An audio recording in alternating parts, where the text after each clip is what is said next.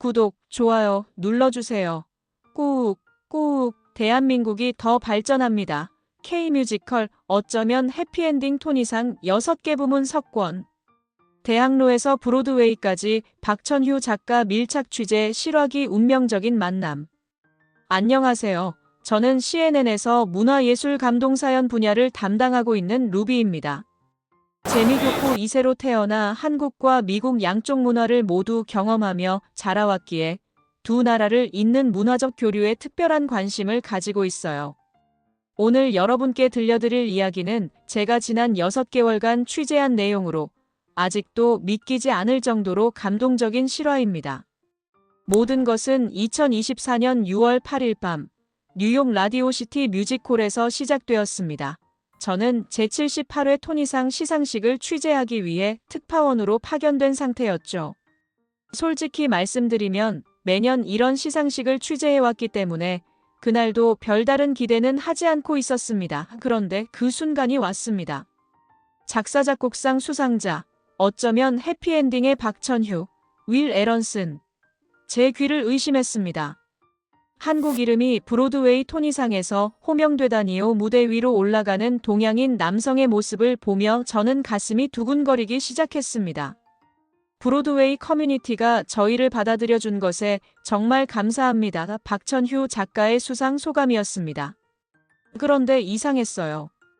다른 수상자들과는 뭔가 다른 떨림이 그의 목소리에서 느껴졌거든요. 마치 꿈을 꾸고 있는 것처럼 아직도 믿기지 않는다는 듯한 표정이었습니다. 한국의 인디팝과 미국 재즈, 현대 클래식 음악, 전통적인 브로드웨이를 융합하려고 노력했습니다. 모든 감성이 어우러진 멜팅팟과도 같다고 할 수 있죠. 그리고 마지막에 던진 농담 한마디. 작품과 달리 저는 아직 싱글입니다. 관객들이 웃음을 터뜨렸지만 저는 그 순간 뭔가 특별한 이야기가 숨어 있다는 직감이 들었습니다. 10년간 기자로 일하면서 쌓인 감각이었죠. 시상식이 끝난 후 저는 서둘러 백스테이지로 향했습니다. 다른 기자들은 이미 유명 할리우드 배우들 쪽으로 몰려갔지만 저는 박천휴 작가를 찾았습니다. 재미교포로서 한국 출신 예술가가 브로드웨이에서 이런 성과를 낸다는 게 정말 자랑스러웠거든요. 안녕하세요. CNN 루비 기자입니다. 축하드려요. 한국계 기자분이시군요. 감사합니다. 그는 여전히 흥분 상태였습니다. 손이 미세하게 떨리고 있었고 눈가에는 아직 마르지 않은 눈물의 흔적이 보였어요. 혹시 어떻게 이런 놀라운 일이 가능했는지 여쭤봐도 될까요? 대학로에서 시작된 작품이 브로드웨이에서 토니상까지 받게 되다니. 대학로요? 그가 잠시 멈칫했습니다. 그리고 먼 곳을 바라보는 듯한 표정을 지었어요. 정말 꿈 같은 일이에요. 2016년 대학로 300석짜리 소극장에서 시작된 이 작품이 말을 잇지 못하고 있을 때 매니저로 보이는 분이 다가와서 다음 스케줄이 있다며 그를 재촉했습니다. 죄송해요. 다음에 기회가 되면 더 자세한 이야기를 들려드릴게요. 그렇게 첫 만남은 아쉽게 끝났습니다. 하지만 저는 그날 밤 잠을 이룰 수 없었어요. 300석 소극장에서 브로드웨이까지라는 그의 말이 계속 머릿속을 맴돌았거든요. 재미교포로서 한국의 작은 극장에서 시작된 꿈이 미국 브로드웨이에서 꽃피웠다는 것이 얼마나 의미 있는 일인지 너무나 잘 알고 있었기 때문이에요. 다음 날 아침, 저는 CNN 편집부에 긴급 제안을 드렸습니다. 에디터님, 박천휴 작가 심층 취재를 하고 싶습니다. 토니상 받은 건 이미 다들 알고 있는 얘기 아닌가? 게다가 그거 하나 가지고 기사 몇 개나 쓸 수 있겠어? 아니에요. 그 뒤에 숨겨진 진짜 이야기가 있을 거예요. 300석 소극장에서 브로드웨이까지. 이건 단순한 성공 스토리가 아닐 거예요. 분명히 우리가 모르는 드라마틱한 과정이 있었을 겁니다. 특히 한국과 미국을 잇는 문화적 교류의 관점에서도 중요한 의미가 있을 거고. 에디터는 잠시 생각하더니 고개를 끄덕였습니다. 좋아, 한 달 시간을 줄 테니 제대로 파봐. 하지만 그냥 성공담이면 안 돼. 정말 특별한 이야기여야 해. 그렇게 제 인생에서 가장 의미 있는 취재가 시작되었습니다. 그때만 해도 저는 이 취재가 단순히 한 예술가의 성공담을 넘어서 포기하지 않는 인간의 의지와 진정한 가족의 사랑에 대한 이야기가 될 줄은 몰랐어요. 뉴욕에서 서울로 출장을 떠난 저는 먼저 어쩌면 해피엔딩이 초연된 대학로를 찾아갔습니다. 한국에 올 때마다 느끼는 거지만 이렇게 작은 골목길에서 세계적인 작품이 탄생할 수 있다는 게 정말 놀라워요. 미국에서 자란 제가 봐도 대학로는 정말 특별한 곳이거든요. 어쩌면 해피엔딩요? 아, 그 작품. 박천휴 작가님 작품이죠. 작은 소극장의 사장님이 반갑게 맞아주셨습니다. 그 친구 참 고생 많이 했어요. 2016년 당시만 해도. 어휴, 생각만 해도 가슴이 아프네요. 그 순간 저는 이 이야기가 제가 예상했던 것보다 훨씬 더 깊고 복잡할 것이라는 걸 직감했습니다. 사장님의 표정에서 안타까움과 연민이 동시에 느껴졌거든요. 이것이 제가 박천휴 작가의 진짜 이야기를 추적하기 시작한 첫 번째 순간이었습니다. 숨겨진 과거의 발견. 대학로 소극장에서 시작된 제 취재는 예상보다 훨씬 더 깊은 이야기들을 드러내기 시작했습니다. 2016년 당시 박천휴 작가님이 어떤 상황이었는지 좀 더 자세히 말씀해 주실 수 있을까요? 소극장 사장님은 잠시 머뭇거리다가 입을 열었습니다. 그때가 참 힘든 시기였어요. 작품 초연 때 객석이 반도 안 찼거든요. 박 작가님이 무대 뒤에서 관객 반응을 지켜보는데 눈물을 글썽거리시더라고요. 사장님의 말을 들으며 저는 2016년의 그 공연장을 머릿속으로 그려보았습니다. 300석 중 150석도 채우지 못한 객석, 그리고 그 뒤에서 불안해하는 한 젊은 작가의 모습을요. 그런데 정말 놀라운 건 작품 자체는 정말 좋았어요. 관객들 반응도 나쁘지 않았고, 다만 홍보가 부족했고, 아무래도 신인 작가다 보니 저는 그날부터 본격적으로 박천휴 작가의 과거를 추적하기 시작했습니다. 연극계 관계자들, 대학 동기들, 그리고 당시 함께 작업했던 스태프들을 만나면서 조금씩 그의 이야기가 드러나기 시작했어요. 가장 충격적이었던 건 그의 대학 동기와의 인터뷰였습니다. 천유는 정말 재능 있는 친구였어요. 하지만 졸업 후가 문제였죠. 다른 친구들은 대부분 안정적인 직장을 구했는데 천유만 음악을 계속하겠다고. 어려우셨나요? 어려운 정도가 아니었어요. 2012년쯤부터는 생계를 위해 학원에서 피아노를 가르치기 시작했거든요. 낮에는 학원에서 아이들 가르치고 밤에는 작은 원룸에서 작곡을 하고. 점점 더 놀라운 사실들이 드러났습니다. 2014년에는 첫 번째 뮤지컬을 만들었지만 완전히 실패했다고 했어요. 투자받은 돈도 모두 날리고 빚까지 지게 되었다는 거였죠. 그때 천유가 정말 많이 힘들어했어요. 한때는 음악을 완전히 그만두는 것도 고려했다고 하더라고요. 저는 더욱 자세한 이야기를 듣기 위해 박천휴 작가에게 직접 연락을 시도했습니다. 하지만 첫 번째 시도는 실패했어요. 죄송해요. 요즘 너무 바빠서. 인터뷰는 좀 어려울 것 같아요. 하지만 저는 포기하지 않았습니다. 대신 다른 방법을 모색했죠. 그의 지인들을 통해 더 많은 정보를 수집하기 시작했어요. 가장 중요한 단서는 윌 에런슨과의 협업 과정이었습니다. 국제전화로 윌 에런슨과 인터뷰를 진행할 수 있었거든요. 처음 천유의 음악을 들었을 때 정말 놀랐어요. 뭔가 다르다고 느꼈죠. 동양적이면서도 보편적인 감성이 있었거든요. 어떻게 만나게 되셨나요? 2015년이었어요.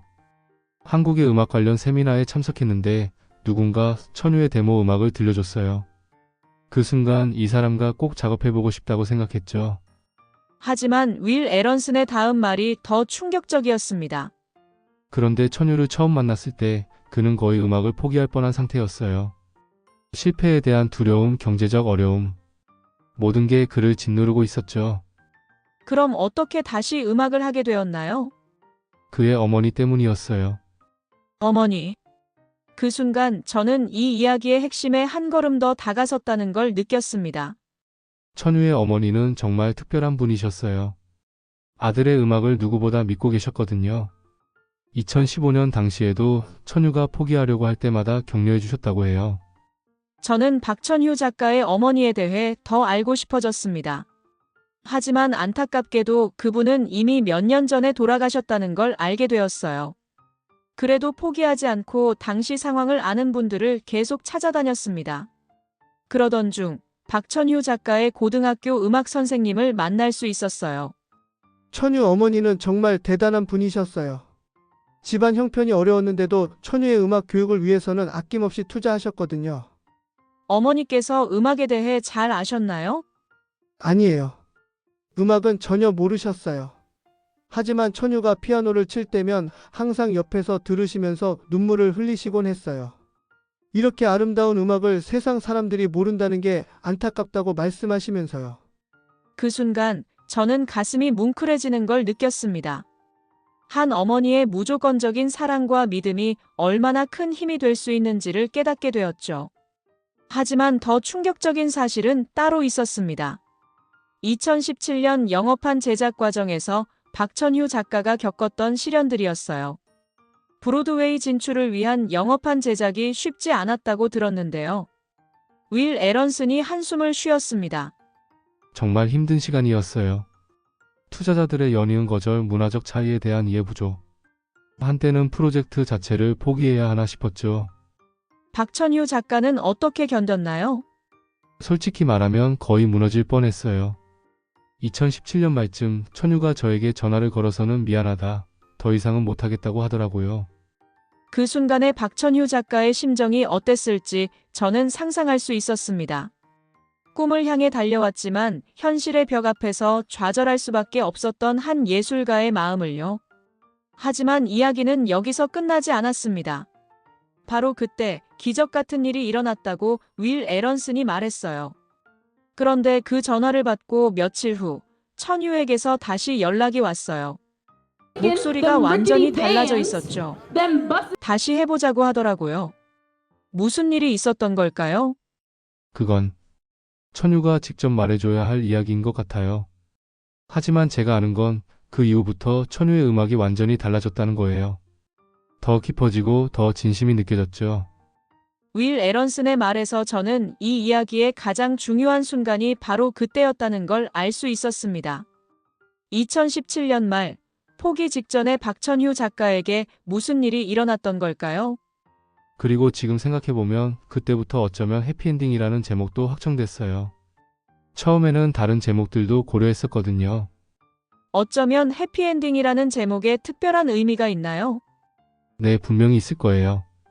천유가 그 제목을 제안했을 때 눈에 눈물이 고여 있었거든요. 윌 에런슨의 말에서 저는 이 이야기의 가장 중요한 순간이 바로 그때였다는 걸 알 수 있었습니다. 2017년 말, 포기 직전에 박천휴 작가에게 무슨 일이 일어났던 걸까요? 저는 더욱 간절히 박천휴 작가와의 직접 인터뷰를 원하게 되었습니다. 그리고 그 간절함이 통했는지 마침내 그에게서 연락이 왔어요. 기자님, 시간이 좀 생겼어요. 만나서 이야기해 볼까요? 전 진실의 순간. 드디어 박천휴 작가와의 만남이 성사되었습니다. 약속 장소는 홍대의 작은 카페였어요. 제가 먼저 도착해서 기다리고 있는데 문득 이상한 기분이 들었습니다. 토니상을 받은 세계적인 작가와 만난다는 설렘보다는 한 사람의 진솔한 이야기를 들을 수 있다는 떨림이 더 컸거든요. 특히 저처럼 한국과 미국 사이에서 정체성을 고민해본 사람으로서 그의 이야기가 더욱 궁금했어요. 루비 기자님, 안녕하세요. 기다리셨죠? 박천휴 작가가 들어오는 순간 저는 조금 놀랐습니다. 토니상 시상식에서 봤던 화려한 모습과는 전혀 다른 수수한 옷차림의 평범한 남자였거든요. 아니에요. 저도 방금 왔어요. 먼저 축하 인사를 다시 드릴게요. 정말 대단한 일을 해내셨어요. 저도 재미교포로서 정말 자랑스러웠어요. 감사해요. 아직도 꿈 같아서 실감이 안 나네요. 커피를 주문하고 자리에 앉으니 그가 먼저 입을 열었습니다. 사실 처음에는 인터뷰를 거절하려고 했어요. 성공 스토리는 이미 충분히 많이 나왔잖아요. 그럼 왜 마음을 바꾸셨나요? 윌이 말해줬어요. CNN 루비 기자님이 정말 진지하게 제 이야기를 알고 싶어 하신다고. 그냥 표면적인 성공담이 아니라 진짜 이야기를요. 그리고 재미교포 기자분이라고 하니까 뭔가 제 마음을 이해해 주실 것 같았어요. 그렇게 박천휴 작가의 진짜 이야기가 시작되었습니다. 루비 기자님이 이미 많이 조사하신 것 같던데 어디까지 아세요? 토니상에서 6관왕을 하신 건 정말 대단했어요. 작품상, 극본상, 작사작곡상, 연출상, 나무주연상까지. 한국 창작 뮤지컬 최초로 작품상을 받으신 것도 알고 있고요. 재미교포로서 정말 자랑스러웠어요. 박천휴 작가의 얼굴에 잠시 미소가 지나갔습니다. 육관왕. 아직도 꿈 같아요. 한국 창작자로는 처음으로 토니상을 받게 되었다는 것도 믿기지 않고요. 최근까지 4주 연속 주간 티켓 판매 수익이 100만 달러를 넘었다고 들었어요. 정말 대단한 성과죠.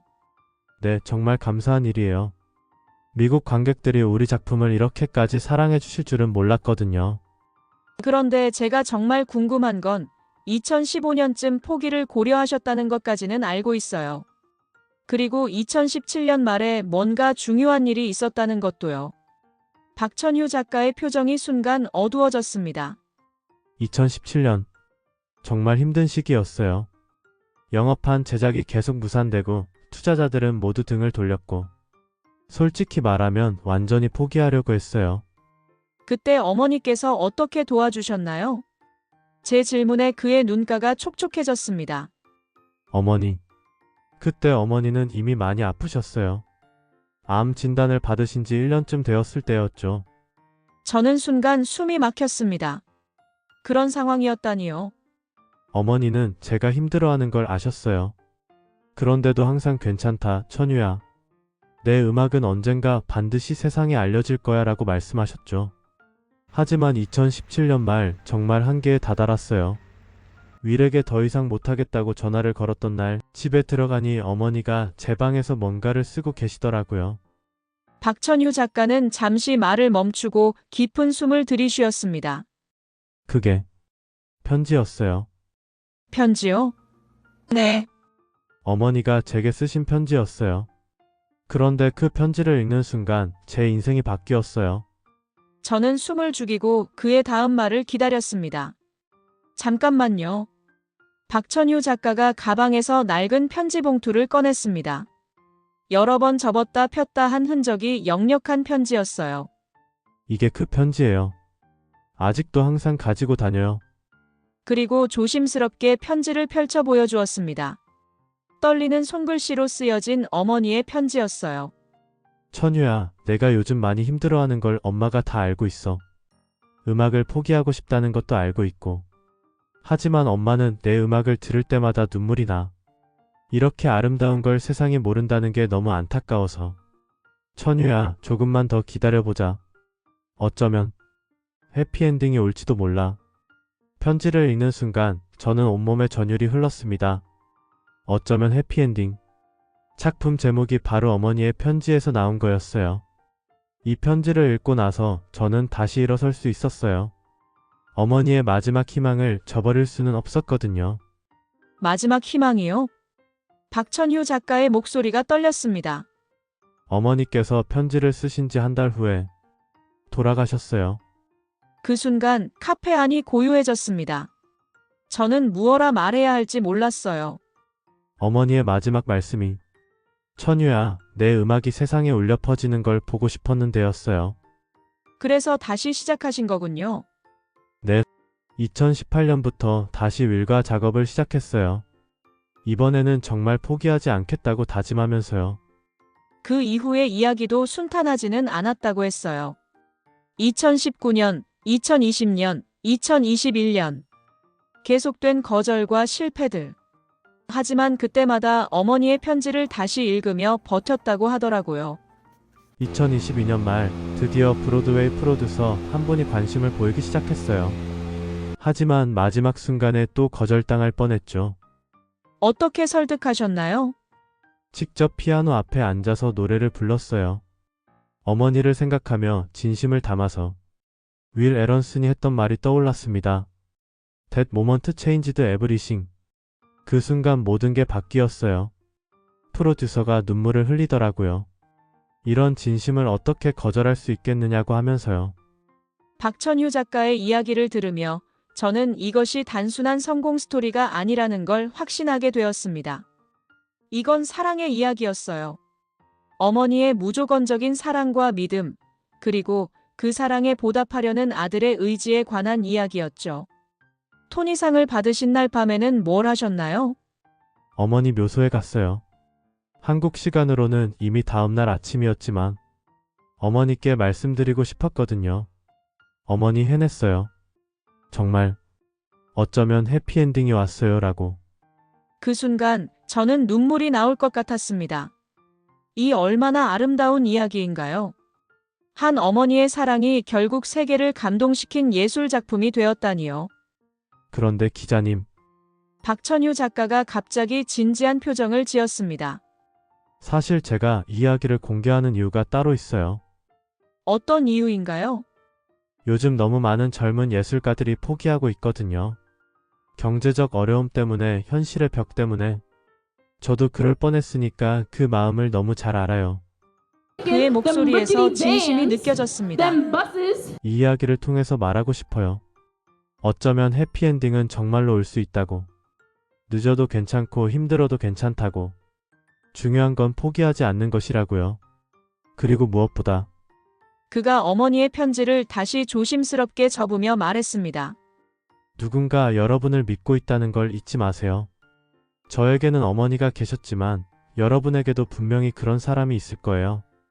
그 말을 들으며 저는 박천유 작가가 왜 전 세계 사람들에게 감동을 줄 수 있었는지 이해할 수 있었습니다. 그의 음악에는 단순한 멜로디가 아니라 진정한 사랑과 희망이 담겨 있었던 거죠. 인터뷰가 끝나갈 무렵 그가 마지막으로 한 말이 지금도 제 가슴에 남아 있습니다. 기자님, 이 이야기를 많은 사람들에게 전해주세요. 꿈을 포기하려는 사람들에게, 사랑하는 사람을 응원하고 있는 가족들에게. 모든 것이 불가능해 보여도 어쩌면 해피엔딩은 정말로 올 수 있다고요. 결 진정한 해피엔딩. 박천유 작가와의 인터뷰를 마치고 집으로 돌아오는 길, 저는 오랫동안 생각에 잠겨 있었습니다. 이 이야기를 어떻게 독자들에게 전달해야 할까요? 단순한 성공담이 아니라 진정한 가족의 사랑과 포기하지 않는 의지에 대한 이야기로요. 며칠 후, 저는 다시 한번 중요한 만남을 가졌습니다. 박천유 작가의 어머니와 가까웠던 분을 소개받은 거예요. 이분은 어머니의 생전 모습을 생생하게 기억하고 계셨습니다. 천유 어머니는 정말 특별한 분이셨어요. 집안 형편이 어려우셨는데도 천유의 음악 교육만큼은 절대 포기하지 않으셨거든요. 어떤 분이셨는지 좀 더 자세히 들려주실 수 있을까요? 음악은 전혀 모르셨어요. 하지만 천유가 피아노를 칠 때면 꼭 옆에서 들으시곤 했죠. 그러면서 항상 이런 말씀을 하셨어요. 내가 음악은 모르지만 천유 음악을 들으면 마음이 따뜻해진다. 이런 음악이라면 세상 사람들도 분명히 좋아할 거야. 라고요. 마지막까지도 아들의 음악을 믿으셨나요? 네. 병상에서도 천유에게 작곡한 곡들을 들려달라고 하셨어요. 그리고 마지막에 하신 말씀이 천유야, 엄마는 내 음악이 언젠가 세상에 울려 퍼지는 걸 보고 싶었는데 그걸 못 보고 가는 게 아쉽다였어요. 그 말을 들으며 저는 다시 한번 가슴이 뭉클해졌습니다. 그리고 동시에 깨달았어요. 박천유 작가의 토니상 수상은 단순히 한 개인의 성공이 아니라 어머니와 아들이 함께 이뤄낸 기적이었다는 걸요. 기사를 쓰기 시작하면서 저는 이 이야기의 진정한 의미에 대해 생각해 보았습니다. 300석 소극장에서 시작된 작은 꿈이 어떻게 브로드웨이 무대까지 갈 수 있었을까요? 그리고 어떻게 토니상에서 육관왕이라는 역사적인 성과를 이룰 수 있었을까요? 드라마 데스크 어워즈, 드라마 리그 어워즈, 외부 비평가 협회상 등에서 이미 작품성을 인정받았던 어쩌면 해피엔딩이었지만 토니상에서의 성과는 정말 놀라웠습니다. 작품상, 극본상, 작사작곡상, 연출상, 나무주연상. 한국 창작 뮤지컬로는 최초로 작품상을 수상한 것도 의미가 컸죠. 그것은 바로 포기하지 않는 사랑 때문이었어요. 어머니의 무조건적인 믿음, 그리고 그 믿음에 보답하려는 아들의 의지. 이 두 가지가 만나서 만들어낸 기적이었죠. 그리고 무엇보다 미래의 서울을 배경으로 인간을 돕기 위해 만들어진 로봇 헬퍼들인 올리버와 클레어의 사랑 이야기가 전 세계 관객들의 마음을 사로잡았던 것도 중요한 요소였습니다. 이들이 사랑을 통해 존재의 의미를 찾아가는 과정을 섬세하게 담아낸 것이 바로 박천휴 작가의 진심이 녹아든 결과였거든요. 최근까지 4주 연속 주간 티켓 판매 수익이 100만 달러를 넘어설 정도로 인기를 끌고 있다는 소식도 정말 기뻤습니다. 2016년 대학로에서 5번째 시즌까지 한국 관객들의 사랑을 받았던 작품이 이제는 브로드웨이에서도 성공적으로 안착한 거였죠. 기사가 나간 후의 반응은 저의 예상을 뛰어넘었습니다. 수많은 독자들로부터 감동적인 메시지들이 쏟아졌어요. 저도 음악을 하고 있는데 요즘 너무 힘들어서 포기하려고 했어요. 하지만 이 기사를 읽고 다시 용기를 얻었습니다. 제 아들이 미술을 하고 있어요. 경제적으로 어려워서 다른 길을 권하려고 했는데 박천휴 작가 어머니처럼 아들을 믿고 응원해 주려고 합니다. 어머니의 편지 부분에서 눈물이 났어요. 저희 어머니도 제가 힘들 때마다 항상 격려해 주셨는데 그 마음을 이제야 제대로 알 것 같아요. 이런 반응들을 보며 저는 이 기사를 쓰길 정말 잘했다는 생각이 들었습니다. 박천휴 작가의 이야기가 많은 사람들에게 희망과 용기를 주고 있었거든요. 몇 주 후 박천휴 작가로부터 연락이 왔습니다. 루비 기자님, 정말 감사해요. 기사를 읽고 많은 분들이 연락을 주셨어요. 특히 젊은 예술가들이 용기를 얻었다고 하시더라고요. 정말 다행이에요.